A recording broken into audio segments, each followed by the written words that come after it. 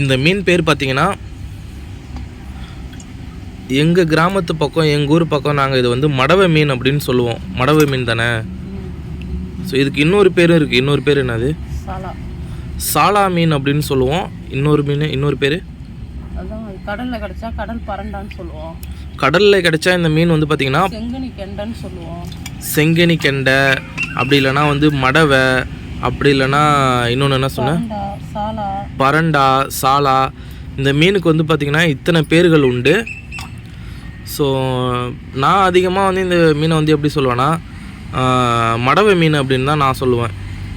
So உங்கள் கிராமத்து பக்கம் உங்கள் ஊர் பக்கம் இந்த மீனுக்கு என்ன பேர் சொல்லுவாங்க என்னன்றதை கமெண்ட் செக்ஷனில் நீங்கள் பதிவு பண்ணுங்கள். ஸோ இந்த சாலா மீனை தான், இந்த மடவை மீனை தான் இன்றைக்கி நம்ம அருமையான மீன் குழம்பு, மீன் வறுவல் நாம் சமைக்க போகிறோம். ஸோ ஒரு கடாய் எடுத்து அடுப்பில் வச்சாச்சு, கொஞ்சமாக எண்ணெய் சேர்த்தாச்சு, தேவையான அளவுக்கு வடகம் சேர்த்துருக்கோம், நச்சீரகம், வேறு அளவு போட்டியா, கொஞ்சமாக கருவேப்பில்லை. ஸோ இந்த மீன் குழம்புல நம்ம கத்தரிக்காவும் முருங்கைக்காவும் சேர்த்துருக்கோம்.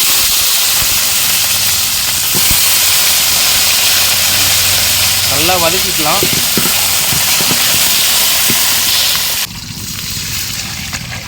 தக்காளி, பச்சை மிளகாய், புளி, மிளகாய்த்தூள், உப்பு எல்லாம் சேர்த்துருப்போம். இது எல்லாத்தையும் இது கூட மிக்ஸ் பண்ணியாச்சு. இப்போ குழம்பு வந்து நல்லா இது வந்து கொதிக்கட்டும். நாம் அதுக்குள்ளே வந்து பார்த்திங்கன்னா மீனை வந்து க்ளீன் பண்ணிட்டு வந்துடலாம்.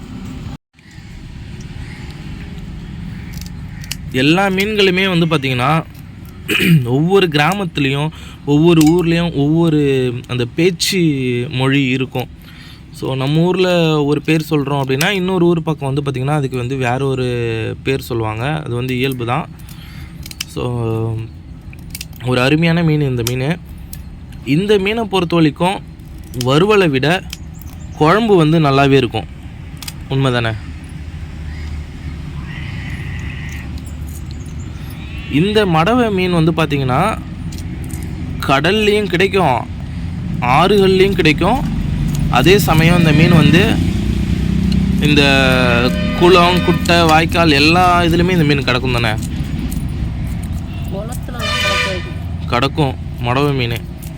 அது இதே மாதிரி தான் இருக்கும். அது பார்த்தாலே சொல்லுவாங்க இது வந்து கடல் மடவை, இது வந்து ஆற்று மடவை அப்படின்னு அதை வந்து பார்த்தாலே வந்து சொல்லுவாங்க.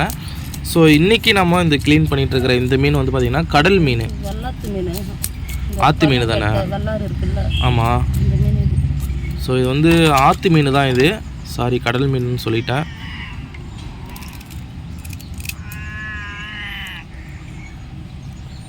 அது எடுத்துரு அந்த சக்கையை. ஒரு சூப்பரான மீன் இது. கொஞ்சம் க்ளீன் பண்ணிவிட்டு அப்படி காமிங்க. ரெண்டு கையாலையும் அப்படி பிடிச்சி காமி பாருங்க. ஒரு சூப்பரான மீன் இது. குழம்புக்கு அருமையாக இருக்கும். ஓகே, ஒரு மீனை க்ளீன் பண்ணிட்டாங்க. ஓகே, நல்ல சைஸான மீனாக தான் இருக்குது. இந்த மீனை வந்து நம்ம வந்து 100 ரூபாய்க்கு தானே வாங்கினேன். 100 ரூபாய்க்கு இந்த மீன் வந்து ஒர்த்தா என்னன்றதை கமெண்ட் செக்ஷனில் பதிவு பண்ணுங்கள். இந்த மீனை குழம்பு வறுவலை விட நெருப்பில் போட்டு உப்பு மண் தடவி சுட்டு சாப்பிட்டா சூப்பராக இருக்கும். ஆமாம், எனக்கு தெரிஞ்சு அதிகமாக இந்த மீனை வந்து வறுவலுக்கு எடுக்க மாட்டாங்க, எடுப்பாங்க. ஆனால் அதிகமாக இந்த மீன் கிடைச்சாலே குழம்பு வச்சுருவாங்க தானே. ரொம்ப பெரிய சைஸ் மீன் கிடைச்சா மட்டும்தான் இதை வந்து நல்லா இந்த வஞ்சர மீன் மாதிரி நல்லா கொஞ்சம் பீஸ் போட்டு வறுவல் செய்வாங்க.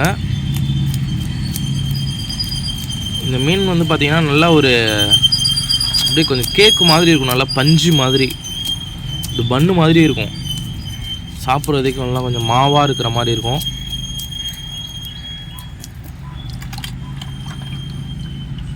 இதுக்கு முன்னாடி நம்ம நேற்று கூட ஒரு மடவை மீன் நேற்றுக்கு மொதல் நாள் ஒரே ஒரு மடவை க்ளீன் பண்ண தானே.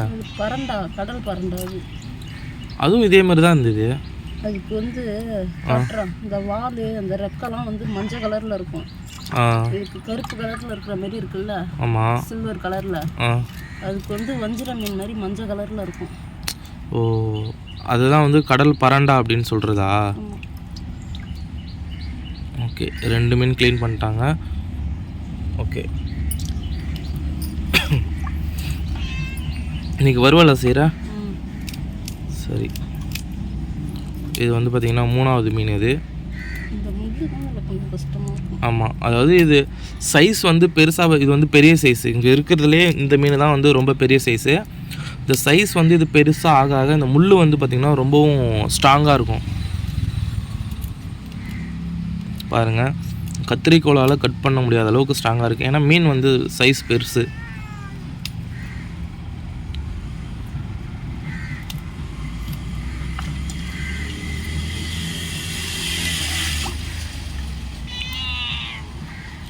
சும்மா சொல்லக்கூடாது. இந்த மீனை இப்படி தான் க்ளீன் பண்ணணும். ஆமாம், அதே மாதிரி இந்த மீன் வந்து இப்போது எங்களுக்கு கொடுத்துருக்குற இந்த மீன் வந்து பார்த்திங்கன்னா 1 2 3 4 5 மீனா. கண்டிப்பாக இது வந்து ஒரு 200 கொடுத்தா கண்ணை மூடிட்டு வாங்கிட்டு போயிட்டே இருப்பாங்க. கரெக்டாக?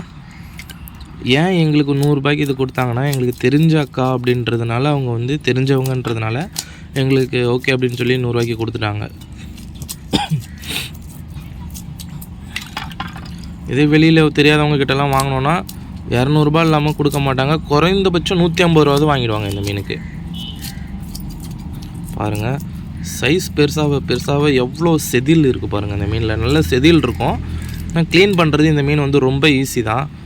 இதோட முள்ளுலாம் குத்துச்சுன்னா அந்த கடுக்கிறது அந்த மாதிரிலாம் இருக்காது.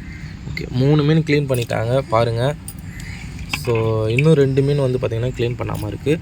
ஸோ இவங்க வந்து மீனை வந்து க்ளீன் பண்ணிவிட்டு வரட்டும். க்ளீன் பண்ணதுக்கப்புறம் நான் உங்களுக்கு வந்து காமிக்கிறேன். குழம்பு நல்லா கொதிச்சிருச்சு.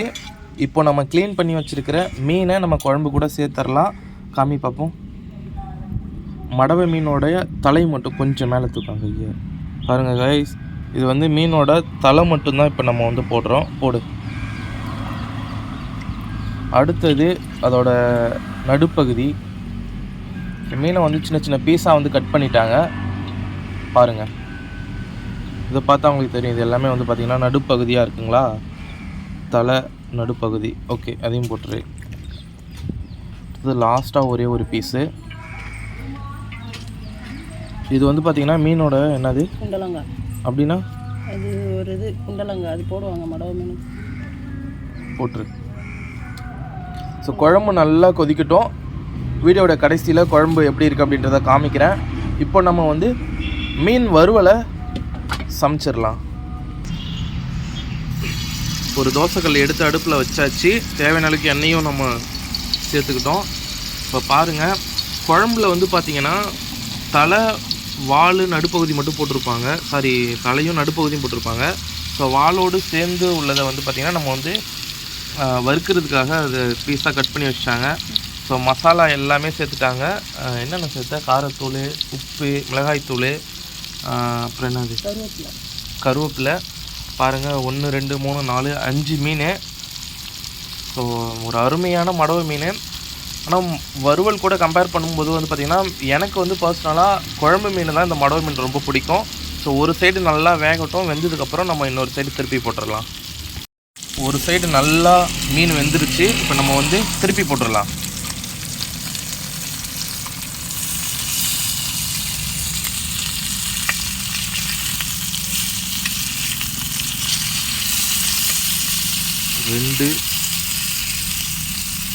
ரெண்டு மீனையும் அப்படியே திருப்பி போட்டுடலாம். 4 5. பாருங்கள், நம்ம பார்க்குறதுக்கே அட்டகாசமாக இருக்குது. ஸோ இந்த பேக் சைடும் நல்லா வெந்ததுக்கப்புறம் நான் உங்களுக்கு காமிக்கிறேன். மீன் நல்லா வெந்துருச்சு. இப்போ நான் அப்படியே எடுத்து காமிக்கிறேன். பாருங்கள், எடுத்து பார்ப்போம். பாருங்கள் காய்ஸ், ஒரு அருமையான மடவை மீன். வறுவலுக்கு நல்லா இருக்கும். வேறு ஒரு மீன் எடுக்கிறேன் பாருங்கள். ஸோ பாருங்கள், ஒரு சூப்பரான மீன் இது. அடுத்தது உங்களுக்கு குழம்பு காமிக்கிறேன் பாருங்கள். குழம்பு நல்லா கொதிச்சிருச்சு. இப்போ நான் மீன் எடுத்து காமிக்கிறேன். காமி.